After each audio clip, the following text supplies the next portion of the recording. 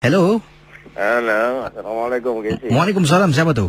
Saya Darwin guys. Darwin. Ya. Buat panggilan dari mana ni? Saya dari Bukit Batu. Ada pengalaman apa? Silakan. Saya ada pengalaman waktu itu saya bekerja dengan company Indonesia. Apa yang berlaku? Silakan. Jadi waktu itu saya ditugaskan di Batam, di Tanjung Uncang. Jadi apabila saya dulu di hotel, sekarang hotelnya pun dah tak ada lagi gitu.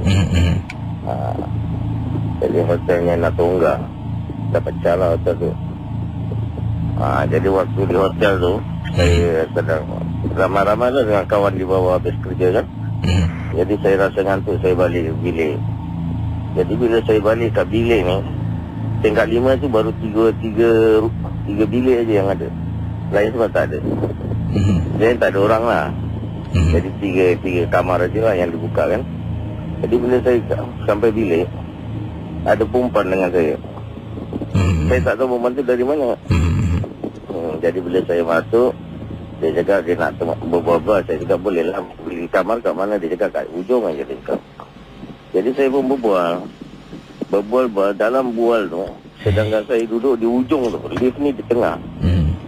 Jadi bila berbual, dalam 20 minit gitulah, dia bilang, teman abang ni ada di lift, dia cakap. Jadi saya pulang dulu ya, dia cakap. Jadi saya tak ingat apa-apa. Tak ada penat kan. Jadi saya pun ingat, akhirlah tak apalah. Tidurlah, saya ingat tidur. Jadi dia pun keluar, saya tidur. Bila kawan saya datang, kawan cakap, apa pasal bilik kau ditutup? Kenapa tak buka? Tadi ada perempuan keluar lah, berbual dengan aku. Dia cakap, mana ada perempuan? Bila dia cakap gitu, baru saya teringat tu, yang lift tu kat tengah. Macam mana dia tahu yang kawan saya ada kat tengah ni? Jadi saya ingat wajah dia semua. Jadi besok paginya saya jumpa reception. Saya cakap, ada tak dekat 5 ni perempuan yang ada telala sini? Semua saya kasih tahu lah wajah dia.